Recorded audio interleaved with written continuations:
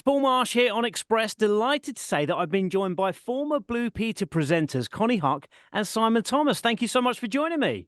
Pleasure. Thanks How are you? for having us.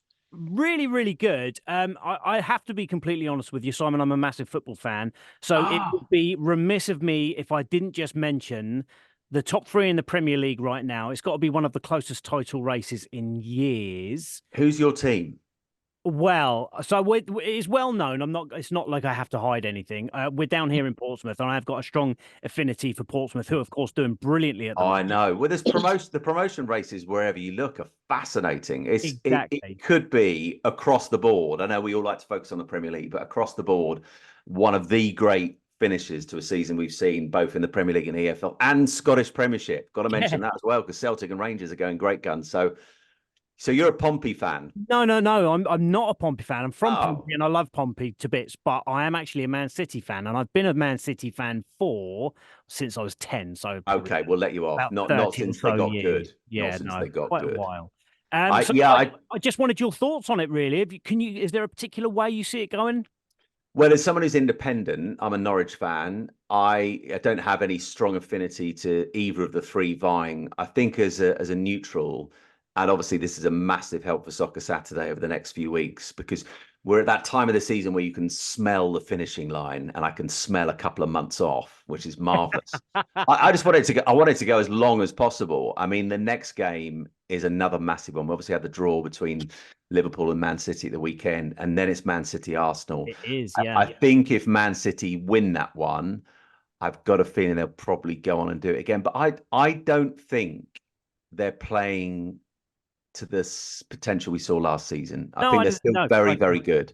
I think both Liverpool and Arsenal are playing better at the moment. I've got a feeling it could be the Gunners' year. There is something different about them this time round. Obviously, they haven't had any significant injuries because they lost Saliba late on last season, and that really did change stuff. I think they've profited from not being the hunted for so long this time round. Obviously, they're now back to the top, but it's such a narrow gap that I watched them against Porto last night, and when they won the penalty shootout, I thought there's something brewing at the Emirates. I think it could be their year. I'll be honest, mate. I know you're not going to enjoy this, but I'd like to see someone different win it this year. You've dominated. So, I mean, Arsenal, it's been 20 odd years. So it's time for change. Controversial. Yeah, look, everyone's entitled to a wrong opinion. Connie, you've had a busy week, haven't you? Because, of course, it was World Book Day and then it was International Women's Day.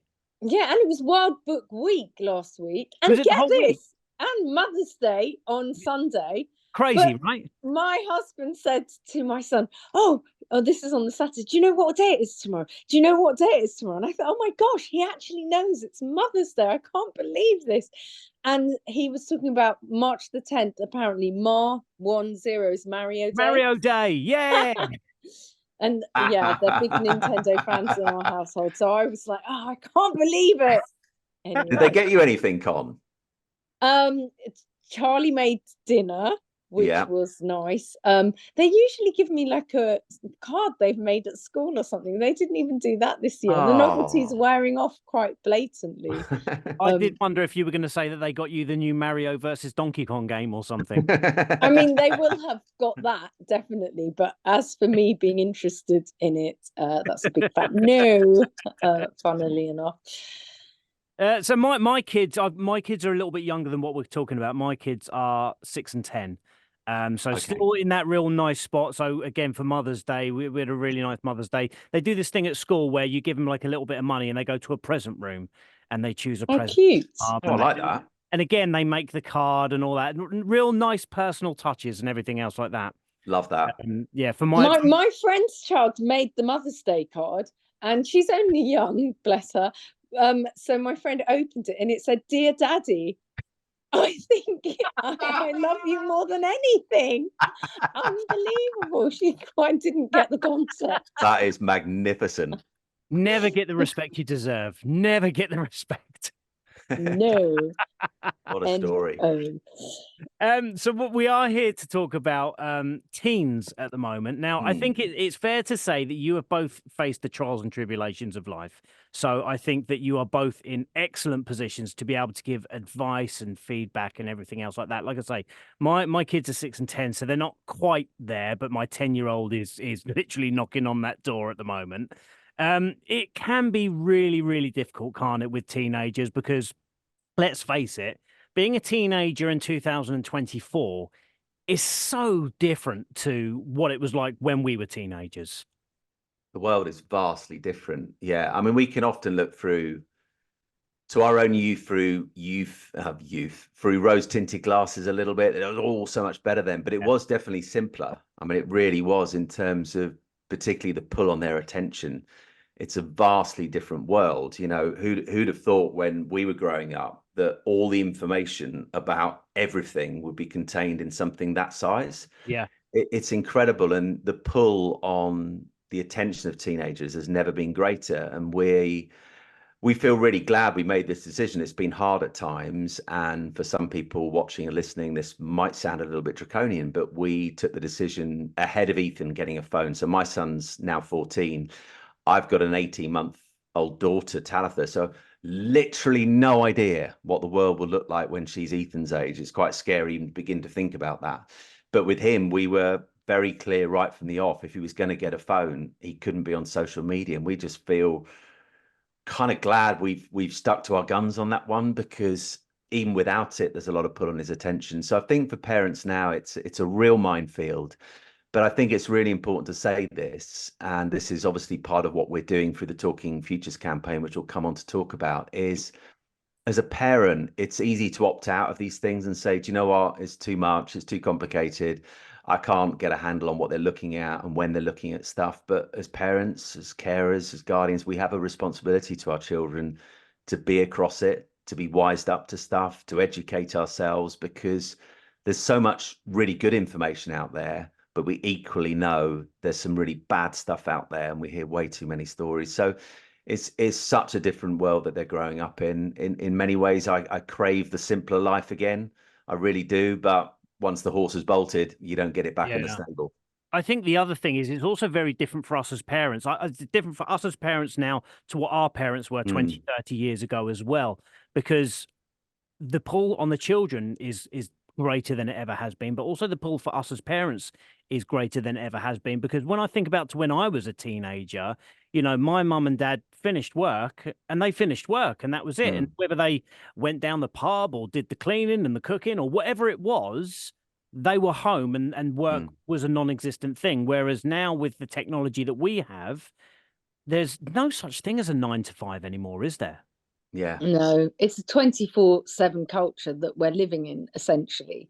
And everything is different from when we were growing up. The traditional family structure is way different to, you know, what it used to be when I was growing up. Working hours are different. The fact that when me and Simon were on Blue Peter, let alone when we were growing up, there were only 5 channels when we were on Blue Peter. Yeah. You know, and now there's so many different channels, there's so many social media sites, there's, you know, YouTube Shorts. It's a really complicated world that we're living in, and it's really difficult for kids and parents to navigate. And I remember when I was growing up, my mum would often say to me, Con, can you set the video recorder? I'd be like, you don't know how to set a video recorder. Honestly, you're so old fashioned. Cut to now, I am my mother. I'm so old fashioned. I literally didn't even know what T levels were until my son went to secondary school. And they said, we've got a sixth form, but we don't do A levels, we do T levels. And I was like, what is this T levels thing? But life is so fast paced and things are changing so quickly. It's up to us as parents to take on some of the responsibility of being able to help navigate our children, help support them, and help guide them through what is essentially a really tricky time. Secondary school, the years of 11 up to 18, you know, it can make or break the adult that you become. And it's a really pivotal time, which is why the Talking Futures website and all the resources on it, the 3 films that Simon and myself have made, are such a brilliant tool for parents. Do you think that there's a middle ground that we all need to find, because there are different ways of looking at everything that's coming our way, and we can either bury our head in the sand and pretend that it doesn't exist, and when our kids say, can I do this, can I do that, you go, yeah, fine, just leave me alone, do whatever you want to do. Or you go the other way, which is say no, no, no, no, no to everything, which is again no good either.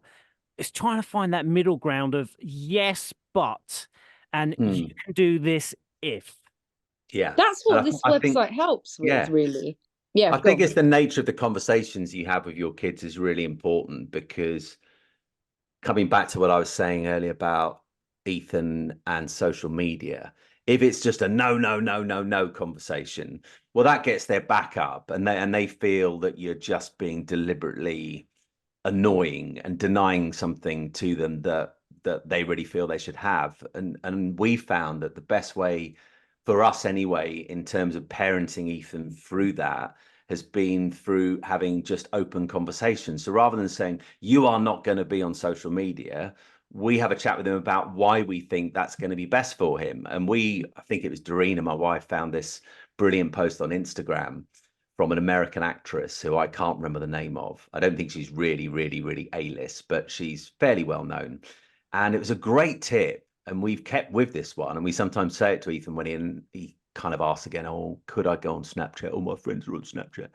And we say, well, if you can, and this is what this American actress had done with her 3 teenage boys. She challenged them, said, if you want to be on social media, then I challenge you to find me a credible article somewhere that says being on social media as a teenager is a positive thing. And as yet, they've never found one. And as yet, Ethan's never found one. So I think it's about having open conversations with them. And I think when it comes to talking about what our children may end up doing beyond GCSEs, like Ethan will be at that stage in a couple of years' time, what he might end up doing after school, is he definitely going to go to university? Might there be something else he wants to do career-wise? Rather than going, do you know what, I just don't have the answers to this, this is going to be a tricky conversation. What we're trying to do through this campaign is say, A, these are really important conversations, and B, they can be really positive and productive if you go about them in the right way. And so what we've done through the 3 videos myself and Con have done is recreated quintessential Blue Peter moments, like Tracy Island, like me pinning badges on Connie, like to try and do as many as I could in a minute, making banana bread together. Because what Blue Peter always demanded from its presenters, and this is why they would test you on this in the famous audition, is can you present, can you communicate whilst doing something? So part of the audition was jumping on a trampoline whilst interviewing a guest. And often you'll find, which is why we're showing this by the videos, is some of the best conversations you'll have with young people is when you're doing something together. You sit them down around the dining room table and look them in the eye and say, right, what are you thinking beyond GCSE? Straight away, they're often on the back foot, or they just don't want to communicate. Yeah. But when you're doing something, not always, but often they're much more open. Yeah, if they're having fun, if you're enjoying something, you're much, much more open to chat and just being yourself. So I think that something we do, we've got a dog and we walk to school, obviously weather dependent. We walk to school as much as we can. And that must be literally no days this winter, because it literally rained every day. Great. I think it's been about maybe a couple of times a week at the moment. We're hoping that's going to change soon. But it's around about a 20 to 25-minute walk to school. So I really enjoy and use that time to actually talk to them, because same as all kids, when they come out of school, I ask, how's their day been? What have you done? Oh, not sure. Nothing. Yeah. the usual. But walking to school in the morning, I find they're a lot more awake and they're a lot more alert, and they will actually talk to me. And I found that that's a really good period to talk to them and actually get to know what they're thinking. Yeah, because there's a lot of truth in this, and I'm sure well-educated psychologists will tell us the reasons behind it. But when you're not looking directly at them, so you're walking side by side, you're doing something together, which is the process of going from home to school, there's something disarming about it. I remember my wife Doreen saying that some of the best conversations she had with her dad when she was young was in the car. And actually some of the best conversations I've had with Ethan have been in the car, because I'm looking ahead at the road. I'm not looking at him.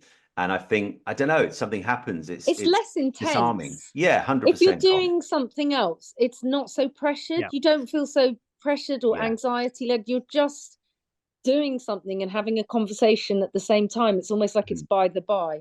Yeah. So Um, true. Connie, Simon, thank you so much. I literally would love to talk to you all day, but unfortunately we don't have the time to do that. If people want to find out a little bit more about Talking Futures, they want to find out a little bit more about Earn Your Badge, where can they do that? They can go Talking to Futures. the website. .org. Oh, we could do. We could almost do it together now, can we? Can we do Shall like we? the Boyzone and Backstreet Boys thing and do it together? Okay, Yeah, we'll get off the stools at the end. Yeah. Okay, in our ready? matching white suits. Here With we a go. little, Ready? okay. little key change. 3, 2, 1.